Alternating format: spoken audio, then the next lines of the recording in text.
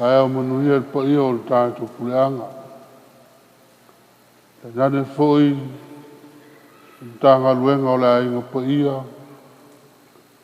Le vae le fala o oto le pa ia o Samoa lo. Ma ua mali nei taulanga pa ia o le misa. E ala i upenga te whailangi.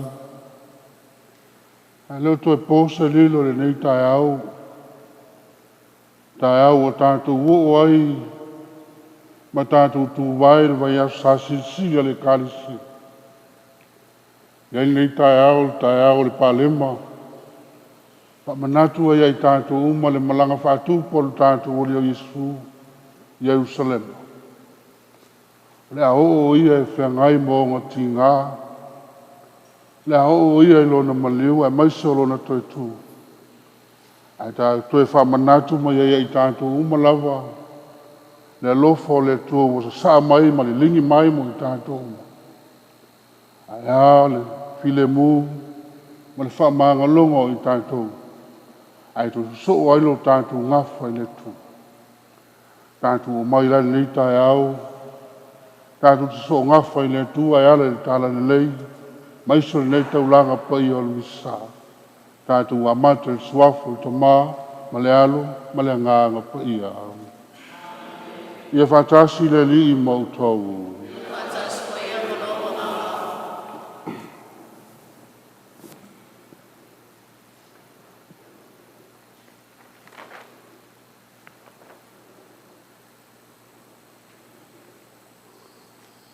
O uso mo tō whawhine pelei nei a ke liso.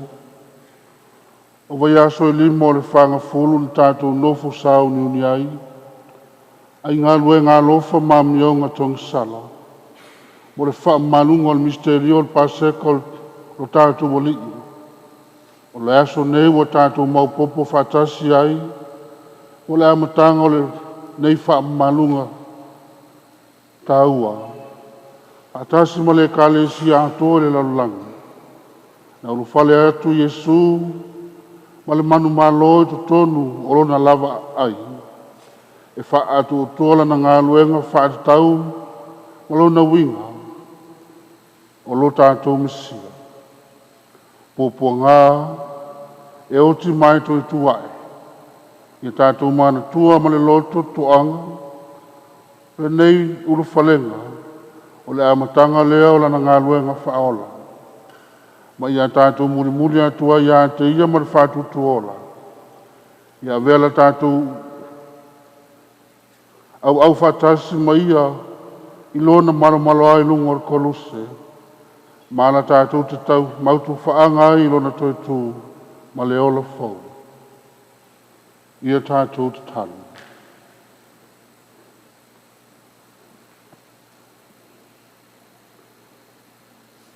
Le tua manai, ma tō tau sangatu, i e whamanuia.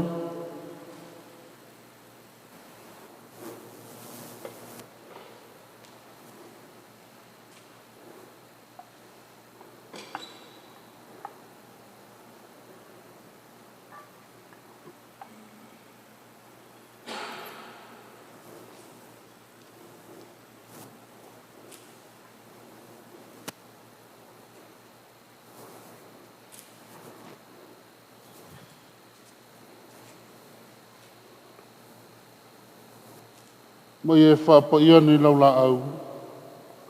O le aso nei mātou te whaeloa atu ai ma le whiwhia. O Yesu o lo mātou mesia ma lo mātou tuku.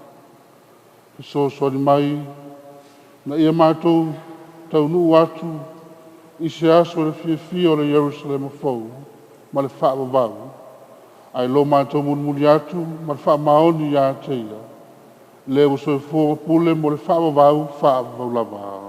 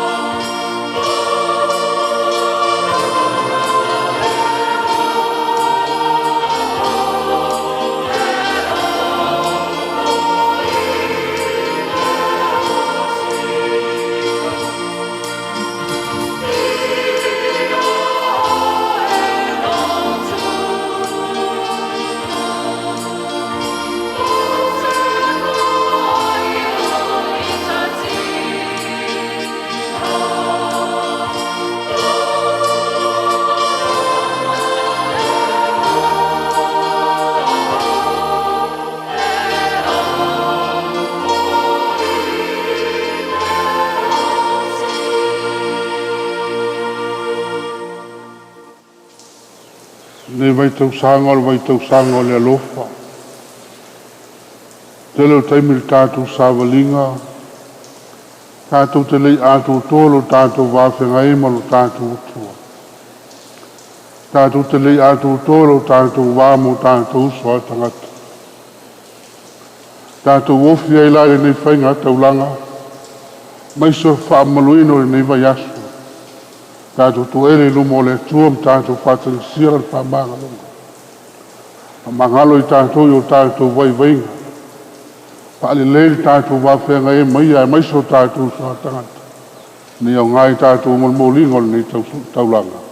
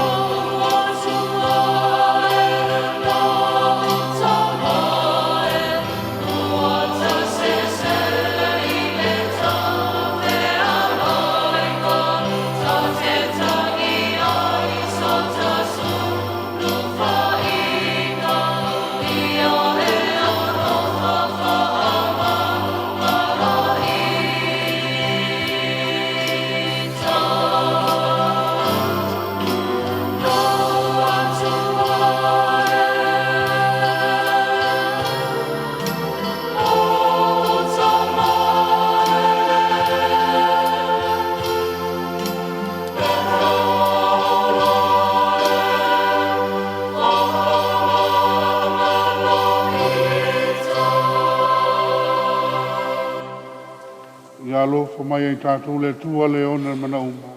Pa mangalo mai ai tātou ngsala. Tai tai tātou le ola e whaavau. Ia tātou ta tālo.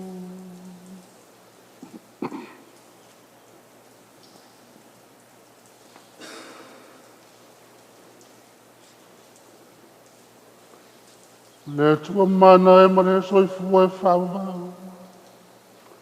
O e tūna mai tangata Jesu ke liso lo mātou whao. O se whao ngale loto maulano. Whātou nuina I alo whina ngā loe lo nā vea ma tangata. O whawai mai ai mo I mātou lo na ola I lunga o kolusa. E sosani mai na I ave I mātou o ni mōli mau I lau. Ai lo mātou mulmuli atu lan whao onga. O le tali tinga. Ma ia mātou au ngā ele mautu whaa ngā I lona toitu. O la mātou o lengre ne aratu lo mātou le Jesu Keliso lo wau. Soi foi ampule whatas mo oi male ngā pai. O le tu ai du tāsi mo le whaavavau lau.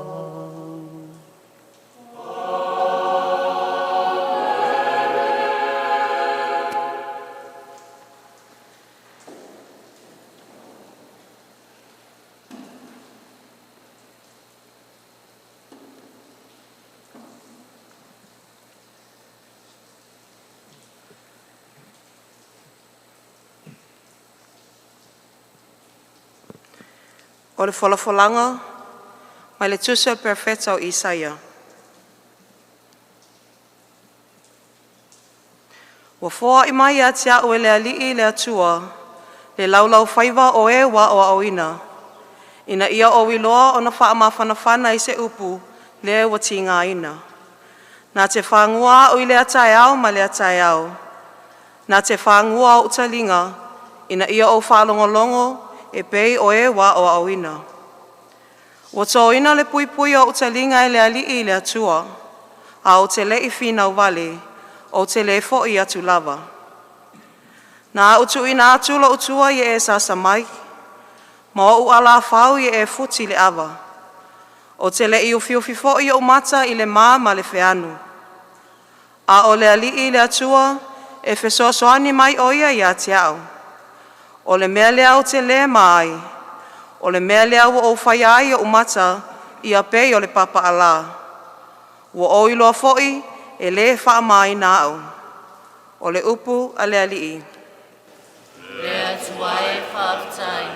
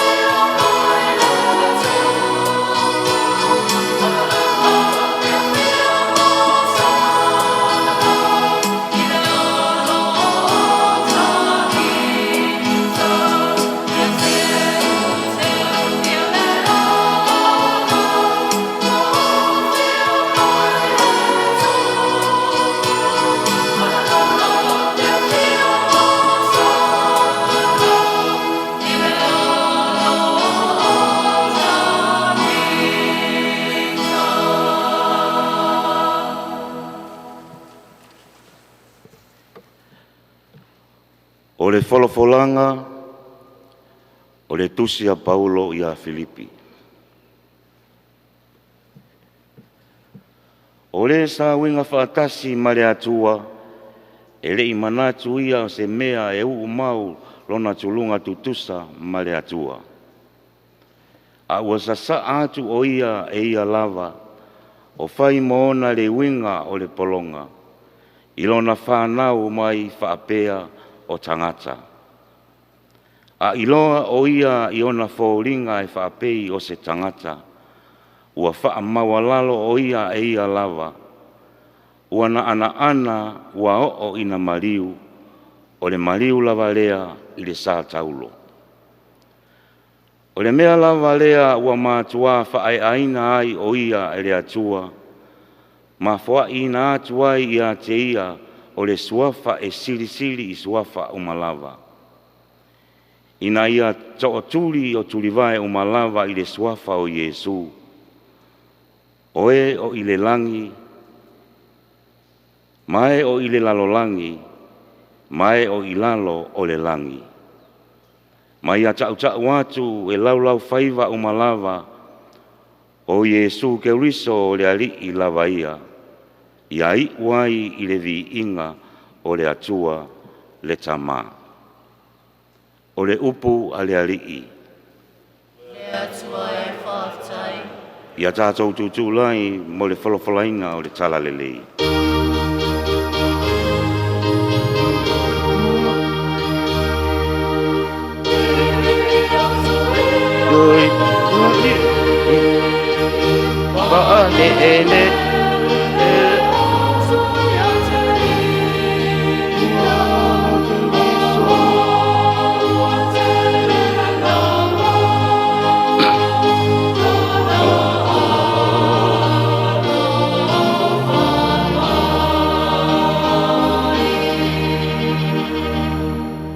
Wana ke riso moi tātou o ina maliu o le maliu lava lea i le kolose o le mea lava lea ua matua whae ainai o ia e le atua ma fua ina atua ia te ia o le suafa e sili suafa umalava.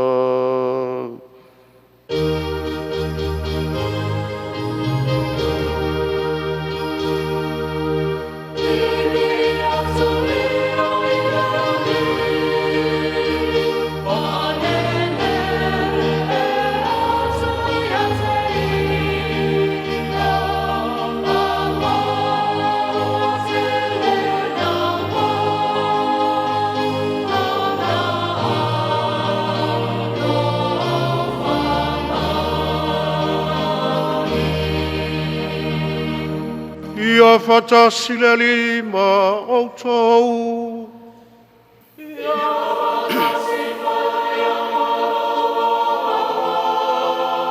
O le fulanga o le tala le leia le li utusi ai mātai o.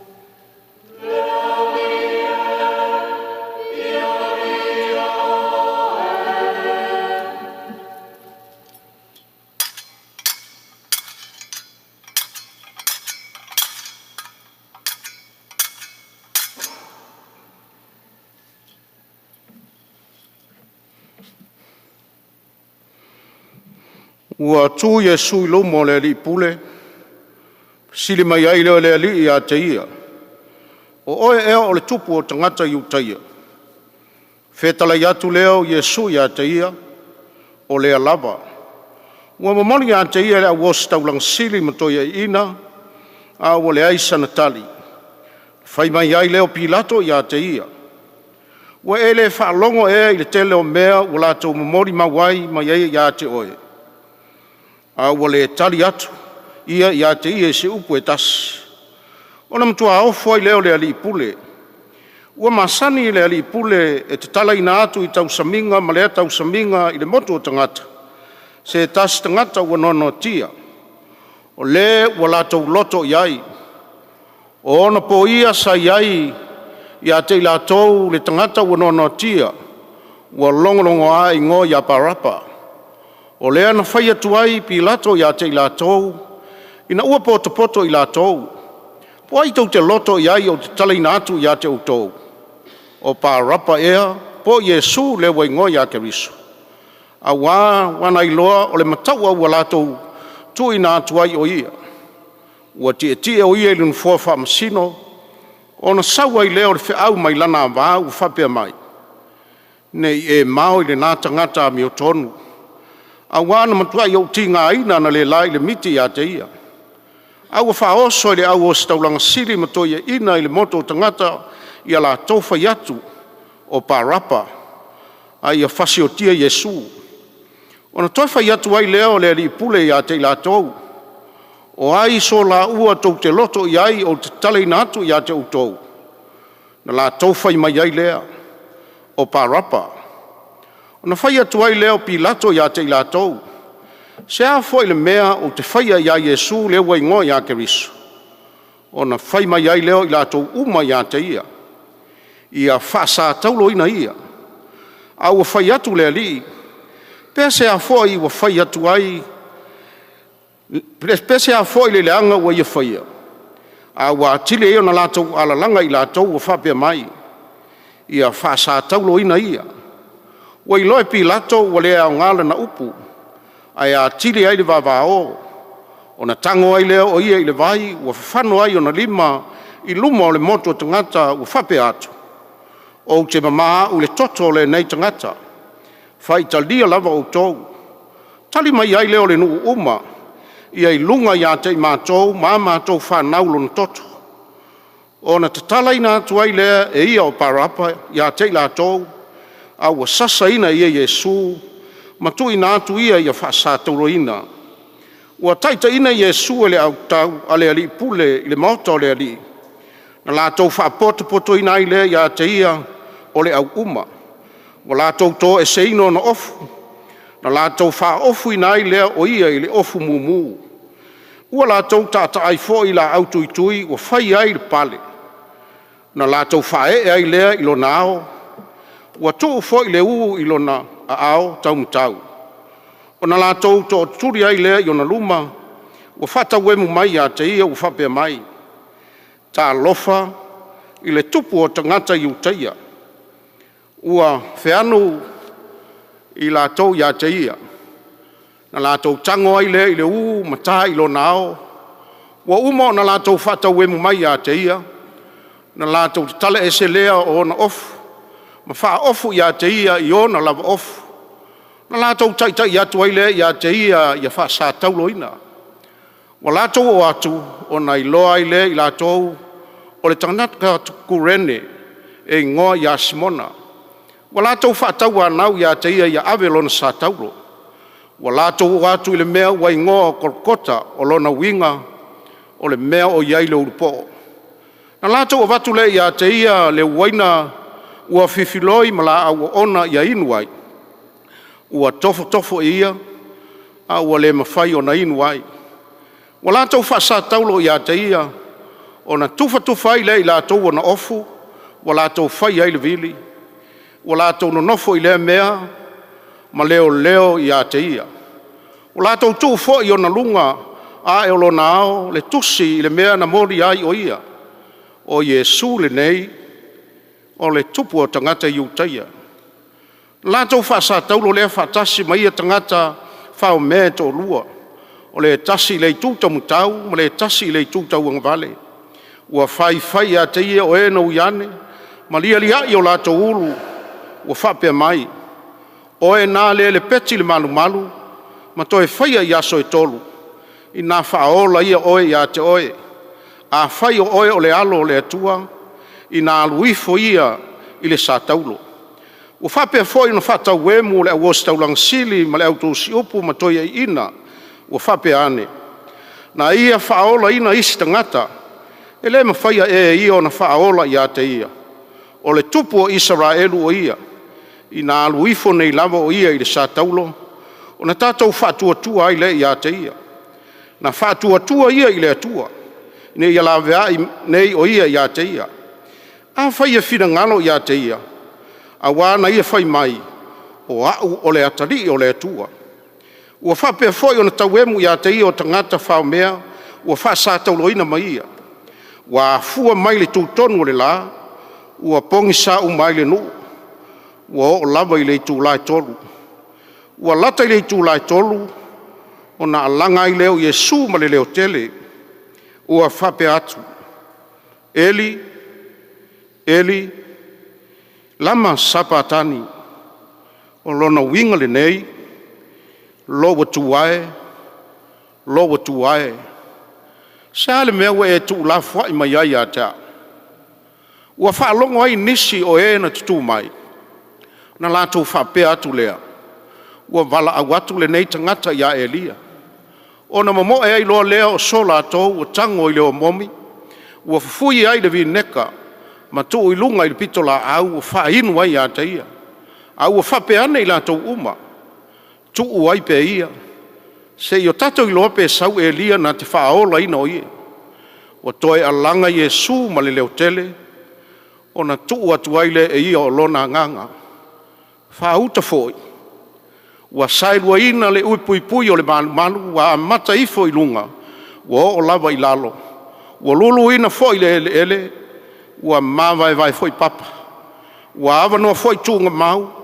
Ua toi tutu mai foi tino o tangata pa ia e tō tele na momoe. Na mawai foi lon toi tu mai. Na lātou o mai ai lea, nai tūnga mau. Ma lātou atu lea ai pa ia. Ua lātou i loa i lātou e tangata e tō tele. O le tai foi o le tō se lau. Ma e na leo leo. Iesu whatasi mai ia. Na lātou i loa le mafui e. Ma mena whaia. O na lātou māta tau ai lea. Ua whape ane. E moni. O le alo lava. Le nei o le atua.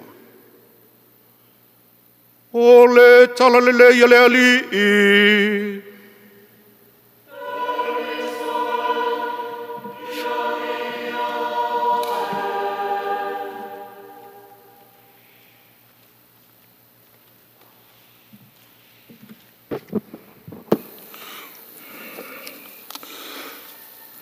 Ko maea o lau tau whaawafunga i tala i pupu ngalo tātu wali o Iesu ke viso.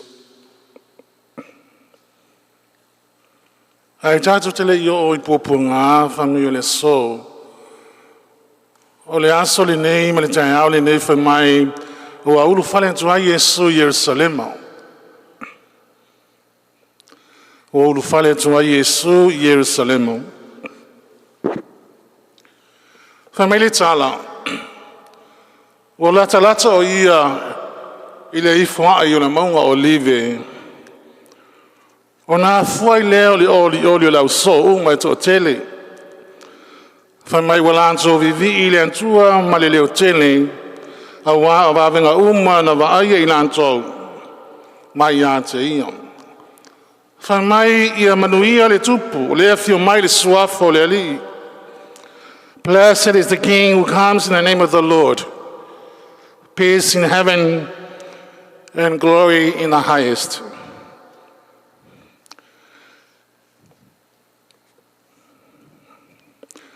O tātou savalia le nei tai au le ala Yerusalema. Ai whai mai le tāla e lua ni vaenga tāua lava e te tāu na tai ai le tātou malanga. Malanga atu Yerusalema. Whātasi malo tātou wali. Mua le ala e te tāu lava i so se tangata o na savalia. O lono wingo le nei ala o savalia lo tātou wali e mo so se tangata. This was the road that had to be traveled. Ma le luna lua o le ale mawhai ai o na suinga maalie le tangata mo le manuia e whaavavau. This was the road that will change humankind for all eternity. O le aso foi le nei, whai mai o le aso sa to tele ata mama tina sa so ifua maola manu malo ai. O le ala lea whai mai sa o lato fola ai le ala Jerusalem i lau pama. O le whailonga o le manu malo. They pave the way to Jerusalem with palms. They are the symbols for victorious. O tātou malamalama li nā tāla, whai mai le tāla, nā wina mai e le atua no lalo, o le manu malo mo i tātou. Ai wa tātou toi mamoli le atua na lava ano, whapei o se tangata leanga. The Son of Man was sent as a victor, but not a victim. Piam zato falong longo iai le pasio o le alii. O inalo tau mai tanto, it looks like we have sent him back to God as a victim, but not as a victor. Ai o le mea silo na tāua i le nei aso, o lo tātou i o e ina lea, o le manuma lo ai, o lo tātou alii. A wau fo ina lava e ia lo na lava o lau, ina ia soifua ma o lai le tangatu. A tātou tilo la ina me tā ua lava le nei aso. E fōringa mai ai i a te au e whā lava ni vaenga tā ua. Nā lai lava na savalia Jesu le ala Jerusalema. A tono mea ia na whātau nuu ma Jesu i ona popua ngā ai meselo na maliu molona to e tu le tā whatolu nea. O lana ngā luenga mana onga lonta mai a te ia. Whai meiri tāna. O le ala Jerusalema, wha mai o le ala o le loto mawalano. The road to Jerusalem will be a road of humility. O le ala o le loto mawalano. Lona lua, o le ala Jerusalema, wha mai o le ala o le taunuunga. The road to Jerusalem will be a road to fulfillment. Lona tolu, o le ala Jerusalema, o le ala o le usitai, obedience. Ma le lona wha, o le ala Jerusalema, o le ala mo le lumanai le lei o tangata, a road of destiny. Le lupe i nai le atua, o ala ia, na savalia Jesu a ngai Jerusalema, o mea fo ia, na whatauina uma Jesu, i lona lava maliu. Iona popua ngā, malona maliu, malona toi tu mai. O le savali a Jesu Jerusalema, ma le loto Jesu a nau. I lona usitai le tamai, ni e whatau nu le mana ongolon tama, a e ase manuia, o whanau ia, ale atua, o oe maa umai tātou umalanga. Le whai mai savali a Jesu Jerusalema, i le ala o le loto mawalano. O le alofo Jesu ia i tātou nā lai lava, o na talia le tāwhatolu, o na puapua ngā mati ngā, e o lava i lana toi tu mai. Ai ale ala le taunu unga. E ti ngā le mamawhatu o le avenga, a sa tau mawhai lava Jesu, e whatau nu. Le nei taunu unga i kola kota i le mea o whapena, o na mamoni ai o i e whasataro ai mamaliu ai. Ai sea, ina ia tau no re fina ngalo na wina mai ai o ielo na tama. O lona lava ola ina ia fo ina ia ola ai tangatu. Ai le ngata i lea o lona o sitai.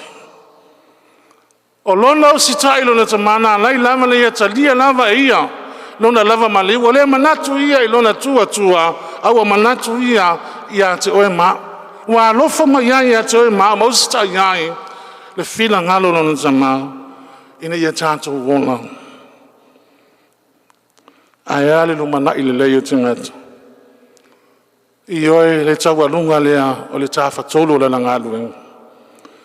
O le toe tū lea o Jesu a tātou manino ai mo tātou malamala mai i le susulu mai i tātou o le alofa sa o le atua. Le lumana ina fofo mai le matanga le tua mo le tangata fai mai le wale le ya to tua ona ole maliu mo le toi tu lo tantu wali ioe e tantu wa inga le nei tanga ole ale asole nei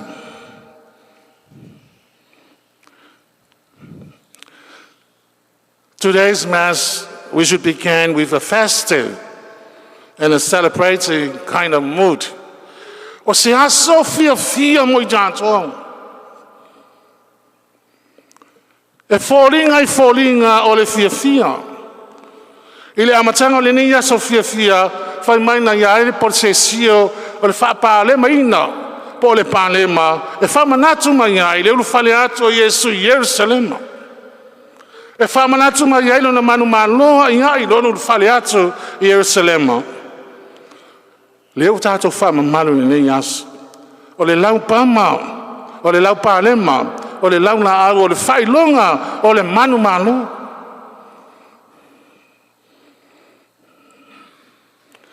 E iei la ngona le mawhaina wha angaloina I aso wha mamalu wha penei. La ngona ia whai mai tu mau le mawhai o na ono ave sea. Tu salava pe fai mai o le aso fia le nei e tu mau lava le loto ti ngau ni isi.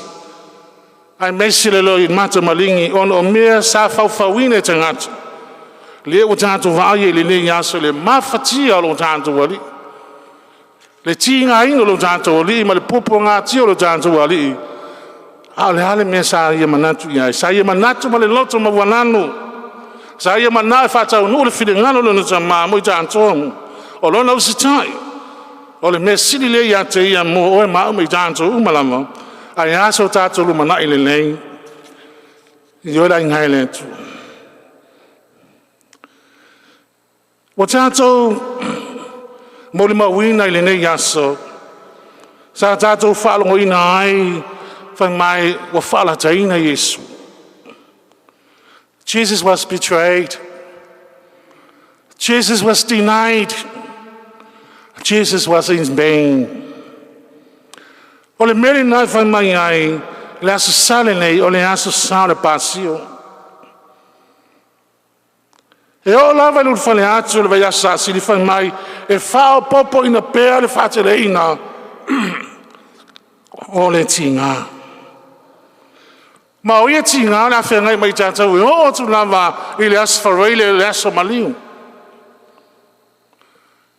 E ho atu lava le nās. O lo tātou la ngona pele loto tinga. Ma le loi mata malingi o lo tātou alofa. E le toa tasi le sa ia au maia. Le loto mawanano. Ina ia ola ai tātou. Le tangate toa tasi na manau whatau nuu mea umana whiringala ilon tama. Ina ia tātou ola ma ola I pēr. A o lona o sitai fo ilon tama. Ono I tātou. Ina ia tātou maua se rumana I le lei. O tātou whale atu le asa sa sili, leu a mata nei le ni asa sa. Whai mai e wha popo ina pēlu tātou loto ti ngā. E o atu lava I le asa whareini. When we enter into the Holy Week, we can say that the pains is increasing until it reaches its climax on Good Friday in a painful death on the cross. And from this Sunday to the next Sunday, we will be confronted. I le tele o langona e o mai ai tātou. O le langona o le fia ma le whānoa noa. O le langona o le ulwhale mamanu ma le ulwhale whaale mamanu. O le langona o le ola ma le oti. Mai le manu mano I le tinga. Ai le ngata ina. E whaua upea I tātou le loto tinga o no popo ngana o lo tātou wali. Pion tātou whalongongo I ai. But the final outcome is always in the hands of God, who will be victorious, and in Jesus Christ, who has conquered sin and death. O le loto mawalano la au mala pa le mau. O mawhaina tātou loa le mau mani ato ti ngā mapopua ngā ma le oti. Ai sia. Awa ni la au, wa vea ni la au, ni la pa le ma fai longa o le manu malo, ma manu o le o mai ia i tātou. Yo ele nu uele tu. Whamangalo. Whamangalo ia i tātou, o no mea sa whai lo tātou ali. O tātou whalongonongo ia i le nei aso, le nei tai au, i le mawhitianga no o ia te ia. Life is like a cycle of ups and downs. And as it is always said, what goes up must come down. And what goes down must go up. Nothing stays up always, and nothing stays down always. Ao malanga fatu po Yesu le mawai ia i le sanga i le ana, o mea ngatau, ma le tau ngatau, o mea sa te wino whapelpere ine le telo tau sanga le soifua, ma le ola o le tangata. Ai wa whaia le mawha lau le iana. Ile ngata, ilea o pesenga malia ma le leo nente tele, o sana I mea o pitolunga. Praise God and His Messiah. We are saved. So as we call the gospel scene, we too wave the palm branches in remembrance of that glorious moment when Jesus entered the city of Jerusalem. On the other side, ia tangata lai o sana. E tātou te whalongi o tangata le tele le drama in the darkness and lowest. Iei fu tangata o le whangai ma ti ngā ma whangata. Iei lau whaalata. Iei lau deception, abandonment and crucifixion. O la tau uma ia. E pati ma po whai mai o sana, au tu atu o sana, whaasata ro ia I ate inga. Ua la ngona ai le leo o le malo manoa. Wa tafia se le mamalo ma le paianga o lo tātou wali. Au le winga moino le nei asa, o le asa fie mo I tātou. Ia tātou o mai, tātou te so ula, ma tātou so tau au. Ma tātou pe pese ma whai luolo tātou fia tu sai ma le nei as. Lele wa fio mai lo tātou wali. Ai aso tātou lava manuia. Le loto ma walano. Le ala le taunu unga. Le ala le stai. Ma le luma lai le leo te ngātou mea ia. E te tauna tātou fia ai. Ma tātou patpati ai le nei as. So we are invited to share in that moment of glory into agony. The experience of Jesus. O le nganga moni, I se tātou whātu tua ia. Ma tātou whamoe moe whaatasi le mālosi, ma le alofo le antua. Ia tātou talo le ne yas. Le ala tātou savalia, le vai asu sa sili, le tāwha tolo pupo ngalo tātou wali. Ia mauasu tātou ai. Ma tātou manatu ai. Ti ngana o ia te ia. Ai au mai ai le manuia mo I tātou umalawa ma le lalo langi o te ngatu. Tātou manatu ai tātou umalawa o lo popo ngātia le nei mai tau sanga. Ia mese o mai ma whamai ro whapinale whetu le ni mai e ele coronavirus. Ia tātou te tālo ai le antua. Lana malanga ati Jerusalem ni whapinane au mai le manuia mo I tātou ina ia manu ele lalo langi o te ngatu. Si o tātou atu numu, si o tātou nutu atu aoi, I nei whama I pipisi, ma ma ionti o whapenana whetu le mai I tātou. Malanga Yesu Yerusalema, ma nei whamai, ma moli tātou I atu, ma iaia I tātou se malolonga le lei, ma se malolonga whong. I le tātou ola whiwhile muai o tātou lava o whanau le atua. I le suawa le to māma le alo, ma ne nganga pa ia. Amen. Tātou whalongolongo ia whionga pa ia le tua le nei tai au. Luna alofa ia I tātou umalawa na whaai mai ai ke lisu. Whaatau nuu e ia ngā luenga whaola. Lei se isi he tua iai o tātou ti ngāmo tātou whaitā. Na o lo tātou tua e mau aile file mu. A mesua manuia o i tātou umalawa. Tātou talo ele nei tai au i whamunianga o ni vaiasu. Ni whapenao nei lungo i tātou uma. E ala i tātou tau sanga lau tele. Tātou tūtū lai mo tātou tau sanga. Tātou talo mo le tamapa ia, lana fionga pope whalanisisi. O ana usua i pikapo, i lato uma waofo le soifua ma le ola i so o se whata whaitaulanga, a wale talaina le finangalo le atua i le laulangi atoa, tātou o lenga lea i le ali. Lea li e whawhu mai. Tātou talo mo taitai o malo uma o le lalulangi, taitai o nu, taitai o ainga, maua i lato le anganga o le wha maoni ma le whai mea tonu ai fusia i le alofa moni, a wale fia le manuia ma le file mu le whanau le atua. Tātou o lenga lea i le ri. Lea li e whawhu mai. Mana tua foi le whamai mata utia o lo whea ngai ai le laulangi tātou te talo i le atua. Ia alofa ia whamanuia tangata uma o le laulangi. E le whangaluina foi lātou o lo mauta ngase mauta o whamoemoenga, tua i ainga. Ia lofa le atua ia pa ia tu lon awa lofa fa malo loina ia te lato i ma fatianga o lo fianga ia.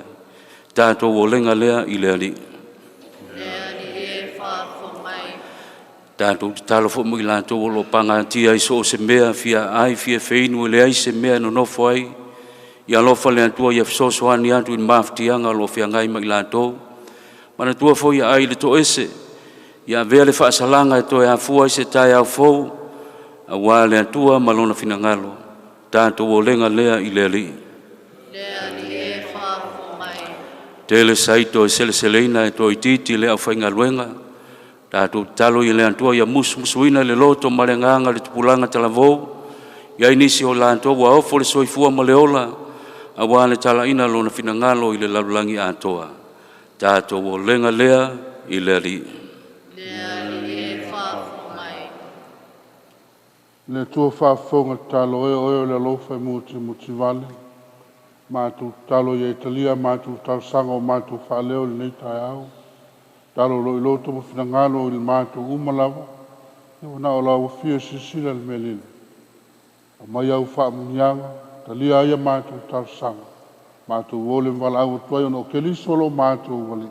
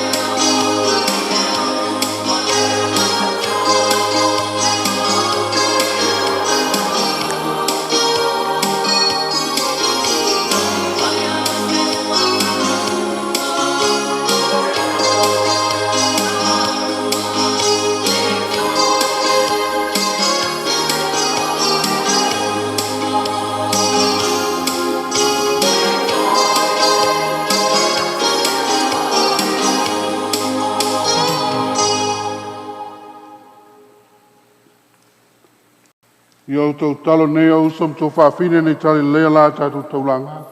Le tua te mai o na mana uma. Ia tani ale nei tauranga mai o uma, o le meinga panamaro o uswama. E au ngā koe mo i tātou nana i kāngasi a pai atu. Le ali e. Ia vea popo ngā mara maleo o Yesu lo wale tu tas. Mala mātou te vale le iai malau fio. Le se me mātou te mawhai au no malau fio. Ai a vele nei taulanga wātou tōro na lei. Mala mātou te manu mālo i lo wanga le malo alo. O la mātou o le ngani nei suafo Yesu lo mātou wali.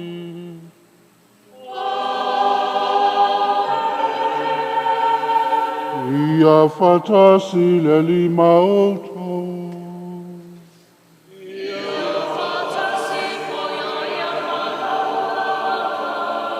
In hasi ai o tō loto.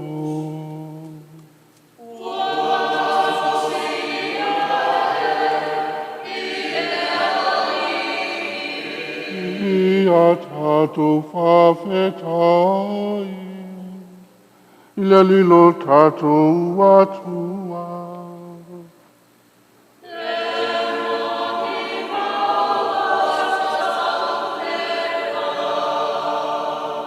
Le tamai o le tuasoi e whawamau mai o le malosi o malawa.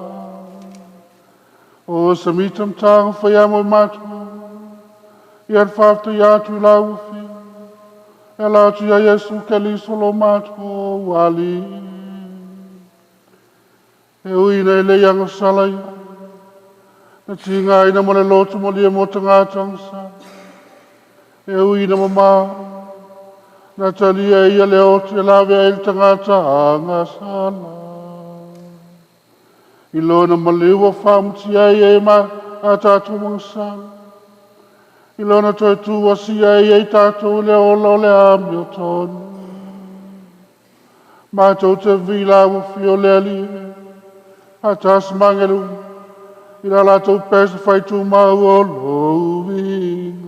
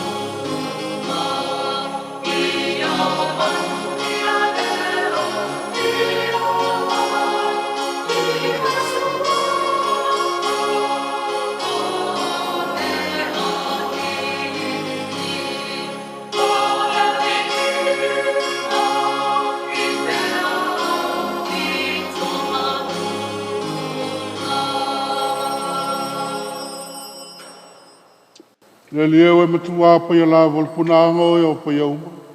Ia wen mai lo nganga e whapa ia ni melo. I le awe la tō mo i mātou o le tino. Ma le toto lo mātou wali o Yesu ke liso. Au le tunato i le oto se oti nei toni lo la mali. Tango e la reto. A wātu i ato o le whātai. Tofi ia la reto. A wātu lo nau so. Ma whape atu. I nā whitango fi ai o tō mo ma ai ai.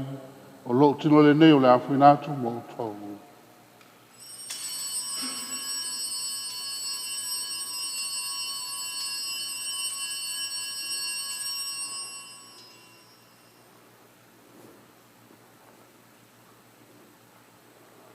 No mai al tamo tanga tango i leipu. Te wātu i ato o il whaftai mo le viinga. Tu wātu leipu lo nau so, ma whaape atu. I nā whitango fi ai o tō omo ma whaino mai ai. O le ipe ne lo tōtol whengai ngā whau ma whaavavau. O le a whaamingine i mo o tō matangata nei whaamangale nei ngsa. I o tō whaile nei sauninga o le whaamutunga wa aru.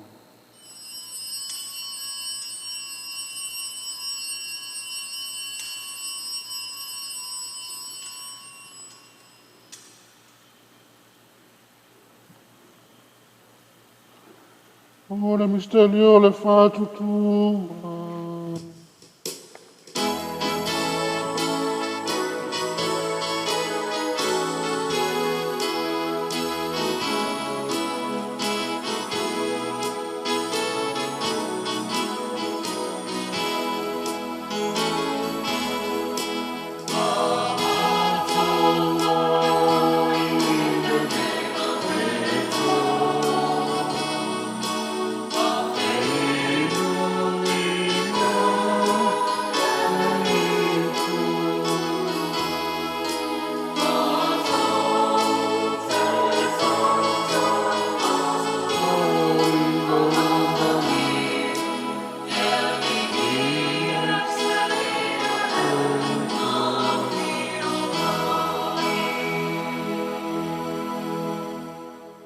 A mantunga lo na maleo mo lo toi tu mai do te muli atu ya tu o te mai.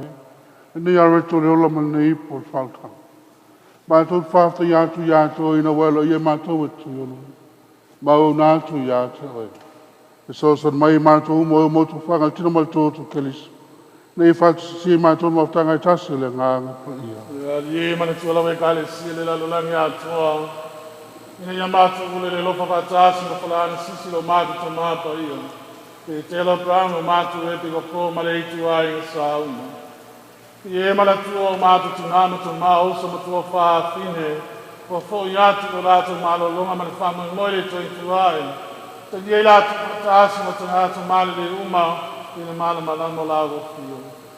Ia e alo fo mai atu i matu uma la. Ina ia matu a ngā matu te awai patasi lo la wha mabangu. Ma maria le tingata o po le atua. Io sefu pa ila apostolo pa ia male auto ia uma o e na fatu na ina lo finangalo ia ngatu kulanga uma matu te fili nei pa nei pa tas nei natu nga o fio na atu walo o Yesu Cristo.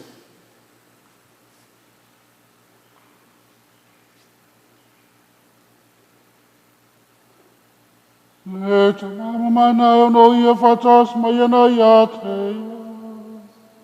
I le mawhutanga male ngā pai. O le winga male malu ato wai lau a fio. I le whāwawau lau.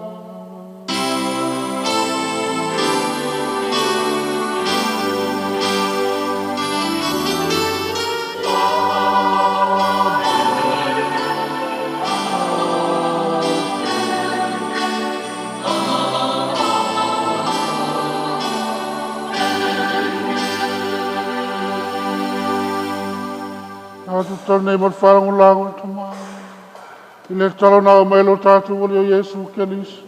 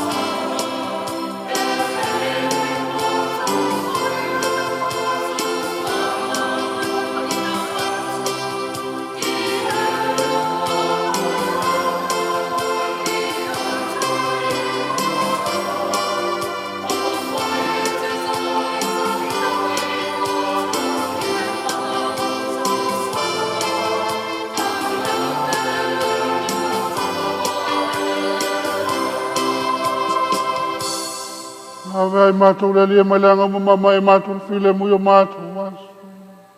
Lawa lau whamutu mutu wale whasau mātou mai langa sa. A pui pui a mātou mai ātu mo ngau. A mātou whātuturi atu mo whamoe moe whiwhi. Mo le whimai lo mātou whaolo Yesu ke liso.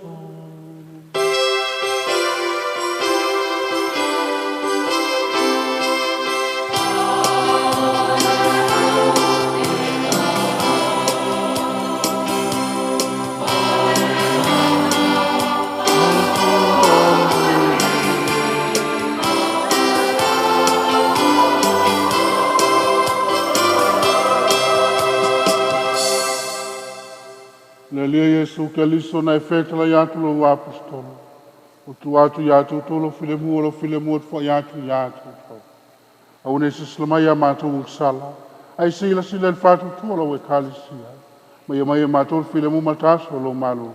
Le ua e soi fuai mo whawa vau na vau. Amen. Ia tu totu mau file mua lo tātou o leo Yesu ke liso. Ia whapena koe a molo wangawau.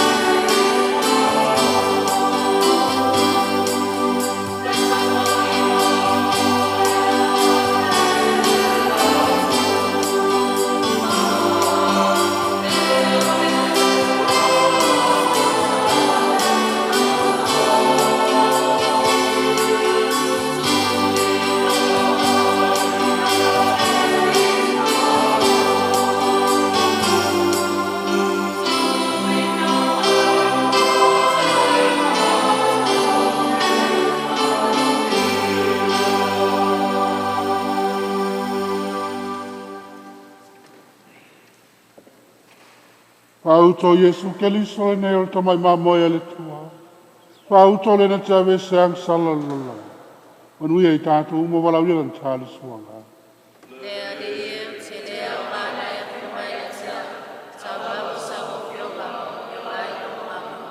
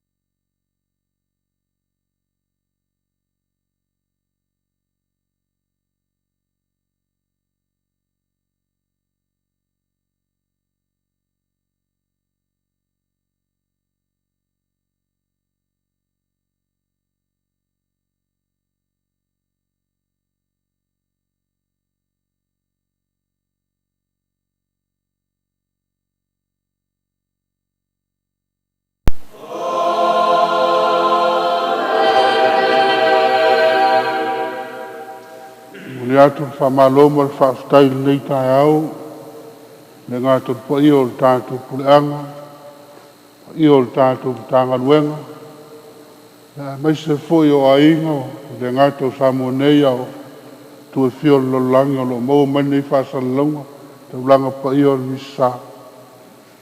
Sila le tua e leo se loto le tangata ia saunga le mu, i o le tātou iai whaamai nei mai tau, ma lo atu la whaaftaili nei tae au, a vele nei tae au, no se vai taimi te tala ai o tātou loto i le tua, whaamalu nei vai a sasili, pe ia upo a whiong pa ia le tua tātou te whali o tātou awhiawhi, ia e tātou whaaftai le tua ma, tātou talo i le tua, ia o tātou iai le whaamai ma leo tātou penei, nei vai tau e pe ono. Iai vai a sasili. Nau na whamanatu atu i la tua lo mai mo mai. Nei vai aso i tūlanga o le vai a sasili. O le aso tofi o le ono i le awhiawhi. Le a laiva tuai le tātou taulanga pa i o le misai masani. I aso tofi. I le ono i le awhiawhi. Le aise tātou posesio o le whamalunga o le ala i koluse tai au. Ai a maua whaamaluina o le koluse. Ia i le awhiawhi i le aso foreile i le tūlai tolu. Tūlai tolu i le awhiawhi, whaamalu ai le koluse, ia o le maliu o le tātou o li o Iesu. Pitu i le awhiawhi o le aso tonai, ia le amaua ai le lalwhanga o le toitu o le tātou o li o Iesu. Ia maleiva le tae ao le asao mumua. Na tātou whaamalu al toi tū o le tātou wali. E au na whai atu e pe whion whaamalu si au pātele nei tai au, e ale launga. Mau al tātou loto mau lalo. A mea whai wa whai ai ke liso mo i tātou. I lau walunga ale manatu, lau walunga a lo tātou watua. Manuia vai a sasili, a maua se vai a sasili manuia malipaia. Le ngātou tātou puleanga. Ia o Samoan mai mo mai. Ia whatasi le li mau tau. Le lunga ia te uto malawa whamurianga le ona mana uma. Suafo ta maa. Ma le alo, ma le nganga pa ia.